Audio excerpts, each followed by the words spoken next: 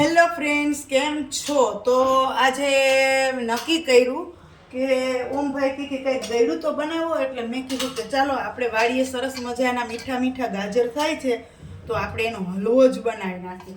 એટલે હું હલવો બનાવવા વર્ગી છું અને કાજુ ને બદામને સુધારવા મેં વસંતને વર્ગાડ્યા છે, કારણ કે તાત્કાલિક નક્કી થયું કે મારે હલવો બનાવવો છે તો હું પહોંચી ના શકું. એટલે મેં જો એને કીધું કાજુ ને બદામના નાના નાના કટકા કરી દો, એટલે એને ઈ કામ સોંપ્યું ને આપણે છે ને હવે આ હલવાનું પ્રોસેસ ચાલુ કરી દે. ઘણો સમય થયો છે નથી બનાવ્યો એનો હલવો, તો બનાવવો જ જોઈએ, પણ હવે ટાઈમ ના મળે તો શું કરવું. બાકી ઘરના ગાજર છે, ઘરની દૂધી હોય, બધું હોય, પણ બનાવવા વાળાને જ ટાઈમ ના હોય તો આપણે ઘીમાં પેલા શેકી નાખશું.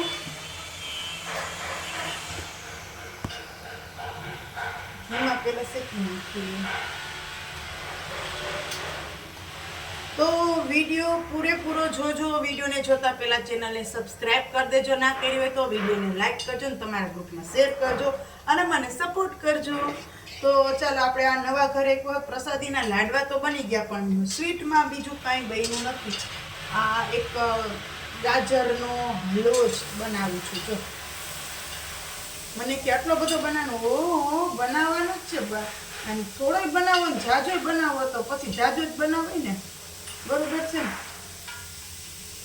આપણે છે ને આખું લોયું ભરાઈને એટલું છે, થોડીક વાર શેકીશ ને ઘીમાં એટલે રેડી થઈ જાય. જો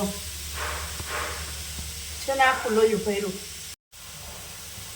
સારું, ચાલો તો આપણું મસ્ત મસ્ત ગાજર છે એ ઘીમાં શેકાઈ ગયું છે ને હવે આપણે એની અંદર દૂધ એડ કરવાનું છે. મેં આખી ટોપલી દૂધની એડ કરી દીધી છે અને હજી પણ મારે દૂધ એમાં ઘણું બધું નાખવું પડશે તો જ હલવો સરસ થાય ને. જો આપણે દૂધ તો નાખ્યું છે, જોઈ લઉં હું.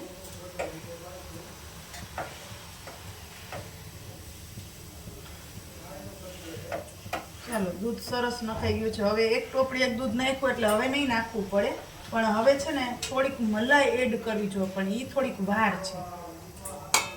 તો હું છે ને આ સરસ મજાનો હલવો બનાવું છું, તો આ હલવો છે ને છેક પૂરો થાય ને ત્યાં સુધી તમારે વિડીયો જોવાનો છે. ઓકે, ચાલો. તો વસંતે આપણને હેલ્પ કરી દીધી છે, આ કાજુ ને બદામ ને બધું કમ્પ્લીટ કરી દીધું છે. હવે મારે તો ખાલી જો આની અંદર એલચી ને એવું એડ જ કરવાનું છે અને આ નાખવાના છે કાજુ બદામ. અને આ છે ને હલવો જેમ આવી રીતના વ્યવસ્થિત હલાવીને બનાવીએ ને એ પેંડા જેવો એનો સ્વાદ આવે. એ થોડુંક બનાવતા વાર લાગે ને જે તમે સીધી બાફીને કરો ને એનો ટેસ્ટ બદલી જાય એમ. એટલે અમે તો હંમેશા છે ને ભલે વાર લાગે આ બનાવતા, પણ ખાવાની આ જ મજા આવે. આ ટાઈપનો હલવો બનાવીએ ને તો જ એનો ટેસ્ટ પેંડા જેવો આવે એમ. અને હું વાલી વખતે છે ને આવી જ રીતના શેકીને બનાવું છું, બાફીને બનાવતી નથી. અને પછી પાછો ચા બનાવી દીધો વસંતને, તો એ વસંત તો ચા પીએ છે. જો આજે વળી ઘરે છે અને અમારે થોડું ઘણું કામકાજ હતું પડદા સિલેક્ટ કરવાનું, તો એ કરી એવા અને ઘરે હતા તો પછી કે હાલ હેલ્પ કરાવું, તો હું કહું હાલો, તો મારે ના જ નથી, બરોબર. ચાલો, તો દૂધ બધું જ બળવા આવ્યું છે ને હવે આપણે છે ને એમાં ખાંડ નાખવાની છે. એટલે અત્યારે તો હું અટકરીએ નાખું છું, પછી હું ચાખી લઈશ કે મોરો હશે ને તો હું પાછી નાખીશ. અને હજી આપણે છે ને આની અંદર એકદમ ઘટ થઈ જાય ને પછી મલાઈ નાખવાની છે. હજી મલાઈને વાર છે, એ છેલ્લે નાખવાની છે. અત્યારે તો ખાલી ખાંડ આની અંદર નાખી દો ને તો એ કઈ રે વ્યવસ્થિત ખાંડ છે ને પાકી જાય.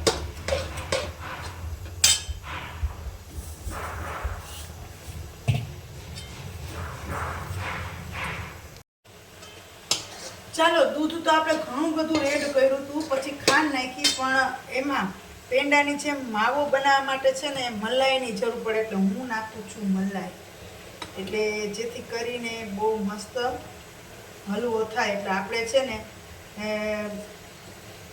ગાય ઘરે છે, ઘરની ગાય છે ને એનું ઘરની ગાયનું દૂધ છે, એટલે એ કાંઈ ઉપાધિ છે નહીં. અને બહુ સરસ ટોપિયા ભેરા હોય મલાઈના. એટલે જો મલાઈ નાખી દીધી છે. હવે મલાઈ નાખેલું હોય ને એટલે મસ્ત થાય માવા વાળું એકદમ.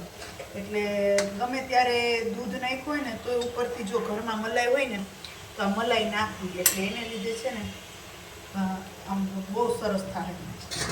જો આપણે એકદમ ઘટ ધીમે ધીમે થવા માંડ્યું છે એકદમ. હવે થોડીક જ વારમાં આપણો હલવો રેડી થઈ જશે અને પછી કેવો દેખાય છે. ખાવામાં તો મને એકને જ ખબર હોય, પણ દેખાવમાં કેવો થાય છે એ જોવા માટે આખો હજી વિડીયો જોજો. આપણો આ બ્લોગ પૂરો નથી થયો હજી, બરોબર? જોવો તો આપણો હલવો ઘટ થવા માંડ્યો છે જો એકદમ. અને જે માવો નાખ્યો હતો ને એના પેંડાની જેમ ગોરંડી વરવા માંડી છે આમ માવાની. જો તમને આમાં દેખાશે નહીં, આ વરાળ નીકળે છે ને એટલે. તો ઓલરેડી આપણો હલવો તૈયાર થઈ ગયો છે અને હવે આપણે એમાં કાજુ બદામ ને બધું એડ કરવાનું છે. જોવો થઈ ગયો ને મસ્ત મસ્ત. જો એકદમ મસ્ત હલવો થઈ ગયો છે તૈયાર. તમને તો જોતા જ મોઢામાં પાણી આવી જતા હશે ને. હા હા હા, કેટલો મસ્ત હલવો છે. આમાં મારે કિસમિસ વસંતને બહુ ના ભાવે આમાં નાખેલી, એટલે મેં નથી નાખી. અને આમાં એલચીનો ભૂકો નહીં નાખી શકાય, પણ એ પણ મેં નથી નાખ્યો કારણ કે એ મારી પાસે આજ વખતે ટાઈમ નથી એટલે. બાકી જો આપણો હલવો બહુ મસ્ત રીતે તૈયાર થઈ ગયો છે. જો થઈ ગયો ને. તો ચાલો આપણો આ હલવો તો તૈયાર થઈ ગયો છે, પણ આને થોડીક વાર ઠારી અને પછી પહેલાં ભગવાનને ધરી લઈએ, પછી આપણે આરોગ્ય, બરોબર છે? તો જો આપણો હલવો કમ્પ્લીટ છે, જોઈ લો.